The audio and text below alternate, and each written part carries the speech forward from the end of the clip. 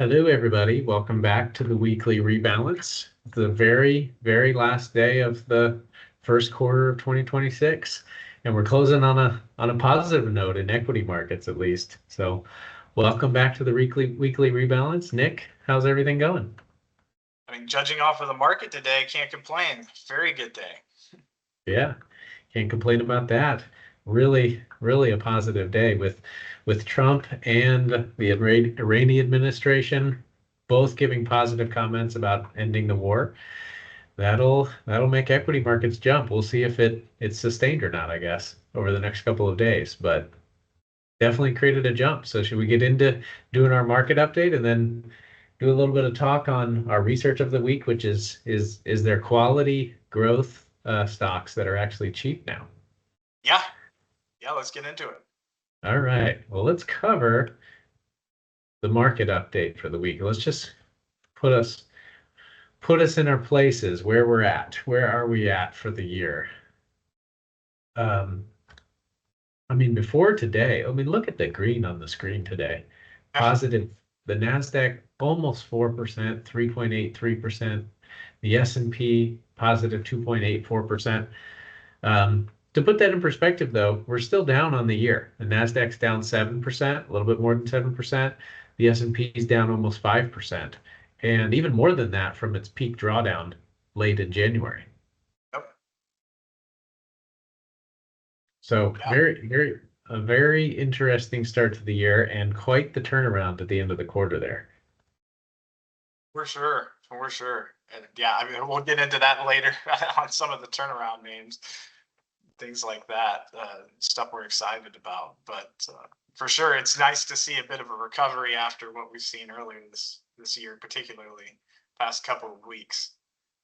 Right. It's been a little bit of a painful beginning to the year. Let's look at some drawdown numbers for year to date. I think that tells the story, tells the pain of the last week or the last 4 or 5 weeks, because we started the year off, fairly well. Everything was fine to start the year. It was really that January 27th peak where we started to kick things off.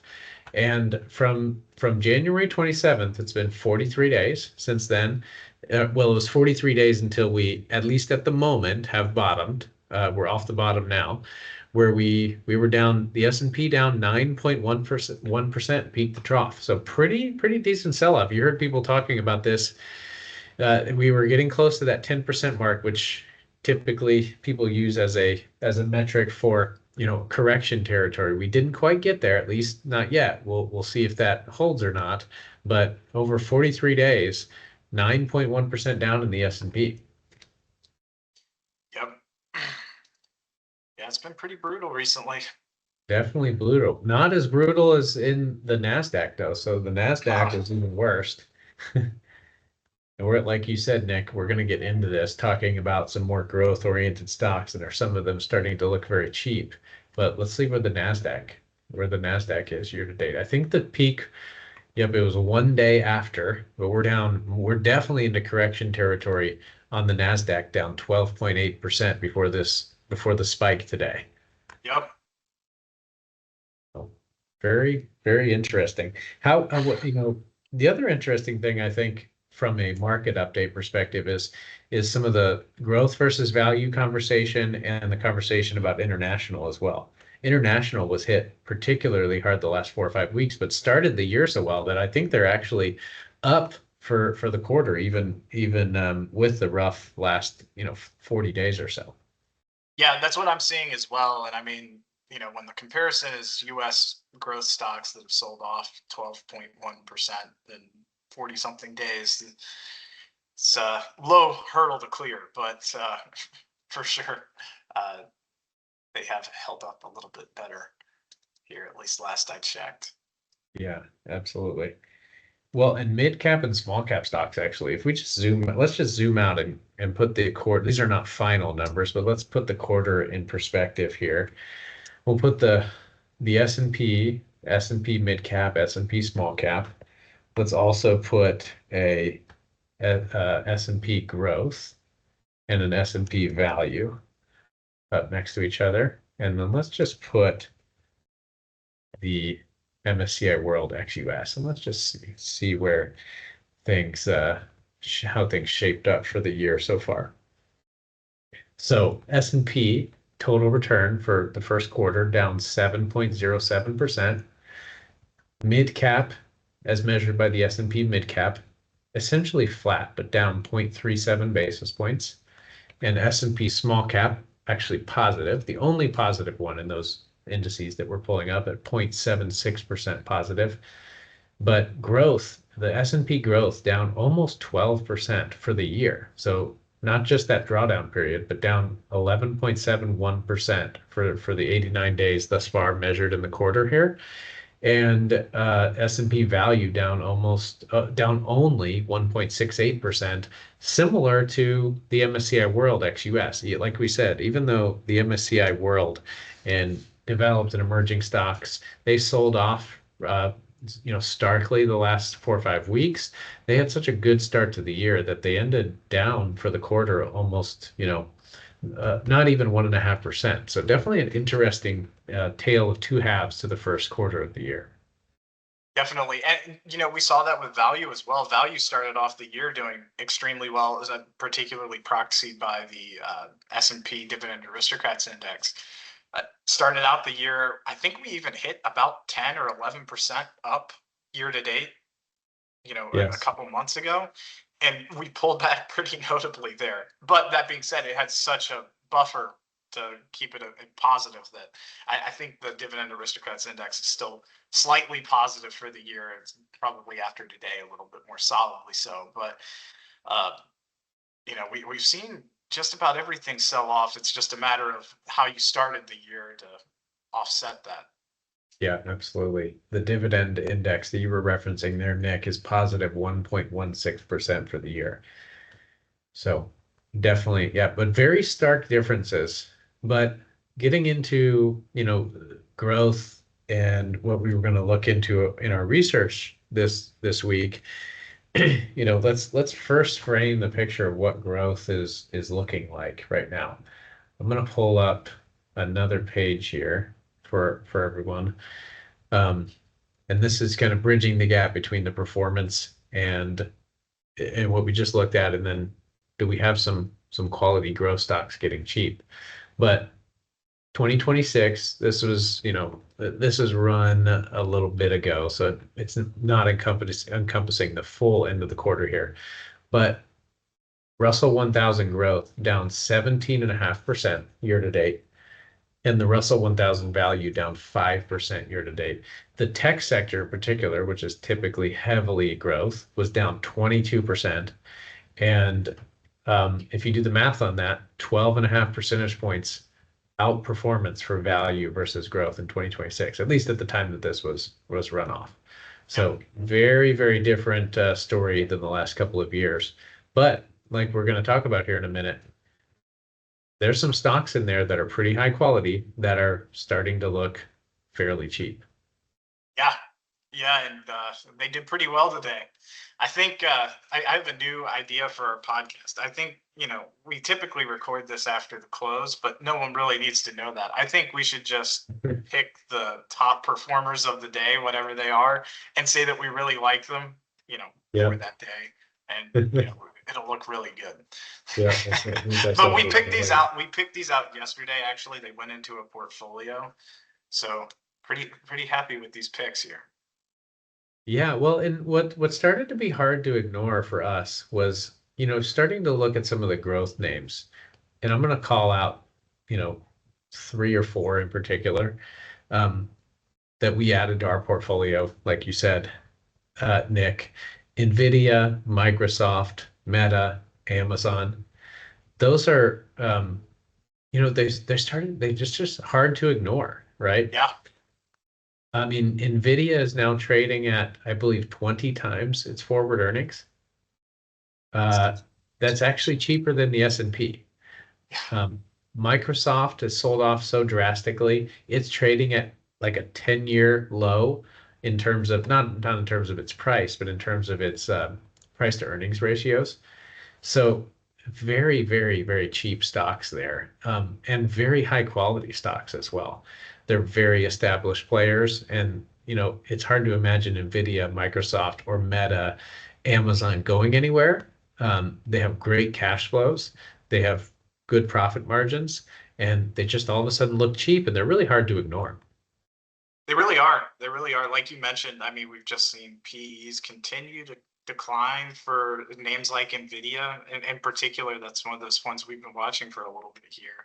And then when you factor in the growth rate as well, taking a look at the PEG ratio, I mean, the PEG ratio for NVIDIA that I'm seeing here is 0.533.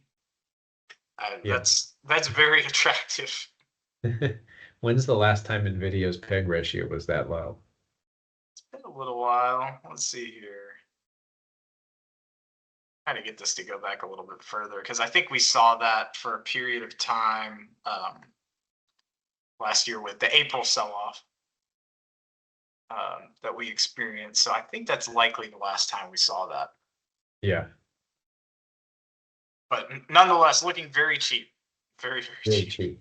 Well, and the street consensus for the all if you aggregate all the sell side analysts that cover all these companies and come up with the street consensus for what their 1 year price target is, you look at it. I'm looking at NVIDIA today. It's 55%. If you do like a price to fair value, right? So price divided by what the fair value should be in 1 year, you're looking at NVIDIA's 55% today. It was actually higher yesterday. Um, and Microsoft 60%, Meta 50%, Amazon 36%. Um, sorry, these are discounted, right? Discounted by 36%, discounted by, yeah, it's just looking, again, very cheap. Like that's the upside basically, 60% according to the street consensus, right? Um, sorry, I said that backwards first. I was doing it backwards in my head, but that's the upside for Microsoft, 60%, NVIDIA, 55%, Meta, 50%, Amazon, 36%. If you just take the price versus what the analyst street consensus is. I mean, those are numbers we haven't seen for a while in NVIDIA, in Microsoft, in Meta, in those type of names. Yeah, and I mean, if you think about not even 3 months ago, we were talking about these names and saying that they were getting a little bit on the pricey side. Now we're kind of on the other side of things where there's been a notable correction. They've sold off. They're still good companies. We were saying they were good companies then.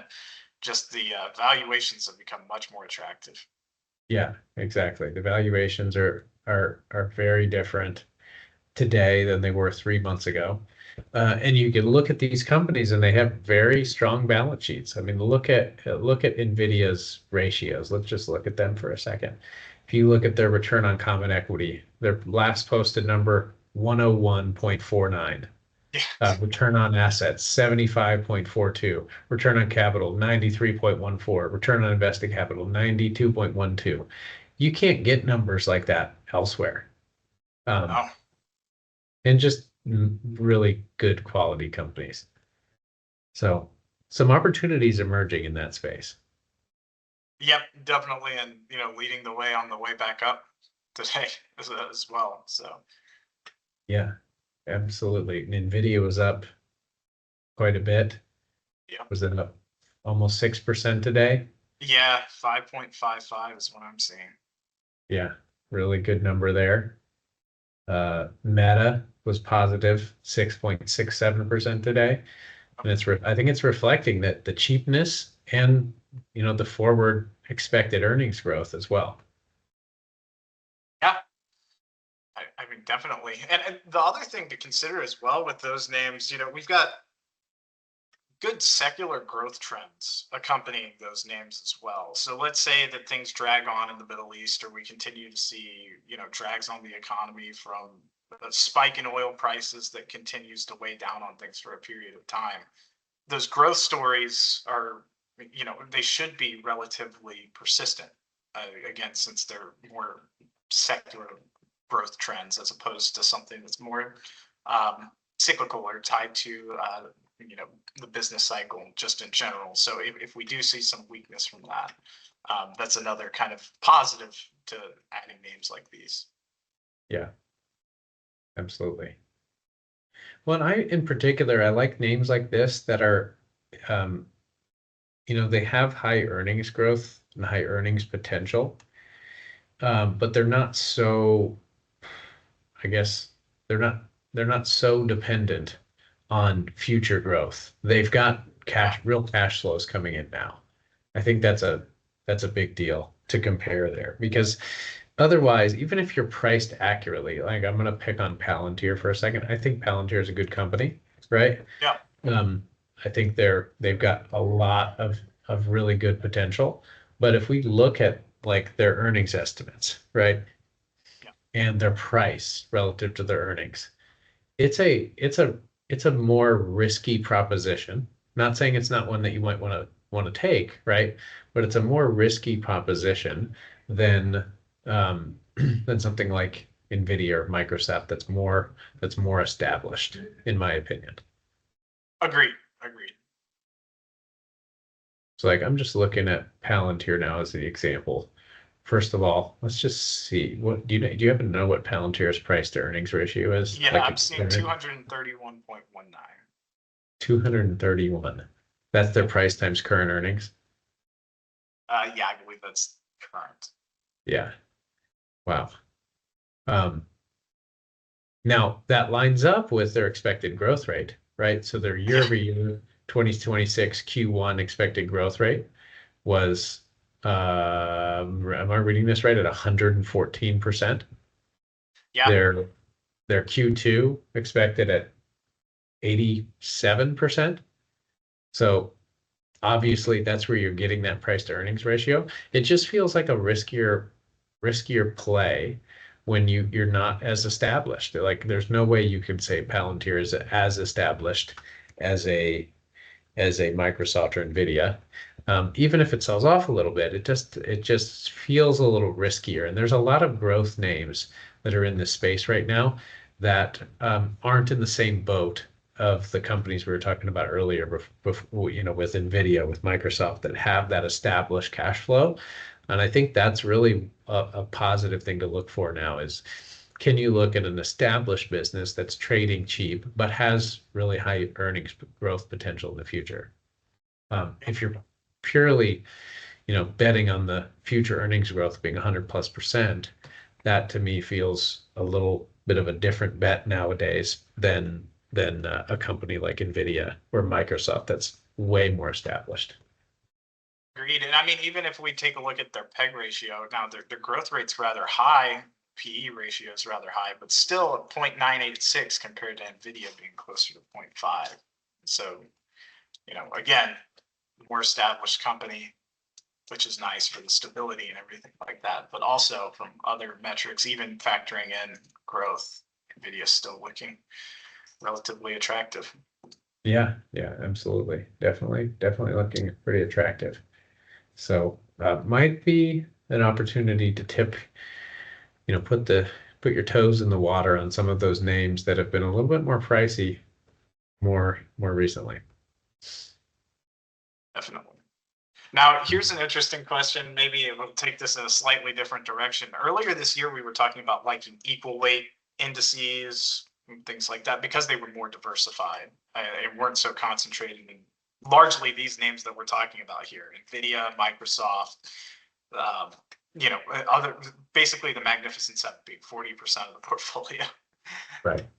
With us liking these names now, as they've gotten cheaper and cheaper and just harder to ignore, how do you feel about market cap weighted versus equal weighted right now?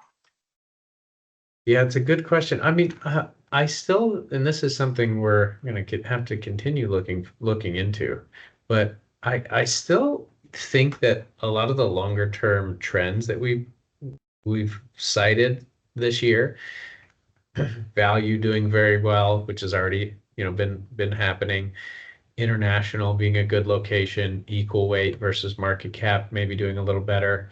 I think a lot of those are still in place. I just think that there's some particular cases in which those opportunities are emerging. And if you can highlight those accurately in your portfolio, you have an opportunity to take advantage of some mispricing maybe. But I don't necessarily think that I'm ready to abandon that that perspective. What do you think? Yeah, I tend to agree with you. You know, I was thinking about that last night and just how we're liking some of these mega cap names that make up so much of the S&P 500. Earlier this year, we liked equal weight, which turned out to be a good thing. You know, with us liking such a large percentage, you know, the S&P's market cap, is it time to go back over there and look at that and reevaluate things? And I kind of tend to agree with you. You know, these companies themselves are very attractive. Uh, but also with the equal weight index, you're getting more equal approach to some of those lesser known names further down the S&P 500 list in terms of market cap, and getting good diversification there. Because again, you know, 40% of the S&P, at least at one point, was in those top 10 names. Right. That's definitely shifted around at this point. But with that market cap weighting, the rest of the portfolio still is not it's not diversified in the same way that an equal weight portfolio would be. And I agree with you that I think we'll continue to see that broadening out theme continue to play. You know, liking value going forward. It's just like you said, we like some of these specific names. So yeah, kind of straddling the middle there. But I'm not bearish on equal weight either. Yeah. It's becoming slowly it's becoming a stock picker's market. So I think you have to be selective about what you're going to invest in if you are going to pick stocks. And if not, I think that generally speaking, the equal weight portfolio I think is likely to do well and be positioned well going forward into 2026. Um, but again, that doesn't mean, I guess what we're highlighting here is that there are specific places in which you can make some pointed investments and be pretty comfortable with the outcomes. Mm-hmm. Definitely. Yeah. So anyways, I like it. Now, what else do you have what else do you have for us today, Nick? I don't really have anything else today. I'm just mainly talking about these growth names that we like, these names that we maybe weren't so favorable on earlier this year, but are liking them now. Yeah. Everyone maybe will stop telling us that we're bearish on AI if we Yeah, just if we all of a sudden like NVIDIA. all of our commoners out there, because there's so many of So many of them. them. Oh boy. Well, let's do the trivia section for the day. I have a couple NVIDIA questions for you since we talked about NVIDIA so much today, Nick. Nice, nice. I got one broad one for you. I got Okay. a freebie for you. I think. You got a what for me? I think I got a freebie for you. Okay, sounds good. All right, well, I have two, so I'll go you want me to go first? Sure, let's do it. Okay. I got one NVIDIA and then one Jensen Huang question for you. Oh boy. First, for NVIDIA, before NVIDIA um, dominated the GPU market, they made an early bet on a specific gaming console market, and it turned out to be a pretty pivotal and painful lesson in their history. Um, what gaming console did Um, they did they have an issue with in their early days or some of their earlier days? well, let's see. They've been around for a while, even though they've only kind of come up in conversation more recently. But they've been around since the '90s, right? I That's mean, right. potentially Yep, before that.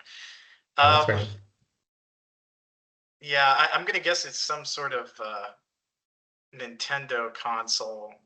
I'm not as familiar with like when the different systems came out back then, but I mean, I feel like Atari's too old, but I'm gonna say Atari. I'll give you a hint. They actually, this is an interesting story. They originally provided the GPU for the console, and they lost money on the contract and then declined it for the second version of the console. I feel like I've heard this story. I think you told me about this, and I think there's some. I don't know. Um, the second version. It's a Microsoft product. Oh, I mean, I guess the Xbox. Yep, Okay. So they were Xbox. involved in the first Xbox and then not the second? Yep. So they were involved in the original Xbox, and then the Xbox 360, they declined the contract after they lost money on the first contract and declined it for the Xbox 360. Interesting. That's kind of funny Mhm. that, I mean, they still work pretty closely with Microsoft. Yeah. Their Windows and everything. Yeah. Uh, yeah, that seems to be when PC. Well, I guess PC gaming has been a big thing for a while, but my Yeah. brother keeps on telling me you can't be playing on an Xbox anymore. You got to be playing on a PC. It's funny. So that's interesting. Yeah, some interesting NVIDIA trivia. Well, it turned out to be pretty fateful too, because I mean, I think overall a positive for them. It's somewhat freed them up to focus on the PC GPUs, and then might have turned out to be a big positive for them. Yeah, I mean I would say so. You can't really complain about where they're at today. Yeah, largest company in the world, right? So Yeah, don't that's complain. really something. Yeah, That's really something. Well, do you want me to do mine and then we'll go back to you, or what do you want to do here? let's do it. Yep, I'm ready. All right, here you go. Which modern investing strategy unintentionally amplifies momentum by buying stocks as they rise and selling as they fall? Market cap weighting. Yep. Prompted my question about market cap and EV Yep. weight. Good. Yeah, absolutely. Good reminder of that for today because it's very, yeah, I think people forget about that. That's what people think is passive investing. It is passive investing, but that's exactly what you're doing. You are making a choice. You are definitely Yeah, making a choice and getting that momentum exposure for sure, which can absolutely. be a good thing, can be a bad thing, Yep, depending on exactly. how the markets are moving. Absolutely. All right, Nick, we got one more question before we wrap it up. This Let's is an do it. important one. All right. What restaurant is very important in Jensen Huang and um, NVIDIA's founding? So Jensen Huang actually worked there before in his high school years, and it actually some of the early days of the founding of NVIDIA took place at this particular restaurant in San Jose back in It's, 1993. is it a chain? It is a chain. Most everybody, I'd be surprised if anybody didn't know the chain. And All right. Jensen actually worked as a busboy and a waiter A when he was busboy in his and a waiter. teenage Okay, years. so it's a sit down restaurant. It's a chain. They probably had to allow him to wear his leather. Is it alligator or lizard skin? I don't know. He was born in that thing, so they had to let him wear that. So like maybe I don't know. I'm gonna guess a Hard Rock Cafe because of the leather jacket, but that's just a total shot in the dark. It's funny. It was not Hard Rock Cafe. It was actually a breakfast restaurant. It was Denny's. No, really? Denny's. Yep, Wow. absolutely. Denny's in San Jose, 1993. That's actually where they had a lot of the early discussions for the founding of NVIDIA. And he worked at Denny's as a busboy and a waiter when he was a teenager. That's shocking. Even my dog is shocked. Even the dog is Just shocked. couldn't Yep. believe it. An Wow. interesting connection here to Trader Joe's. When Jensen Huang was working as a busboy, the original Trader Joe was actually he had sold out at Trader Joe's and was serving on different boards, and he was a board member at Denny's, while Huang was a busboy at Denny's. I'm Hmm. sure they never met, but Wow. interesting little tidbit there. That is funny. Very interesting. Yep. Very, very interesting. I learned a lot about Jensen Huang today.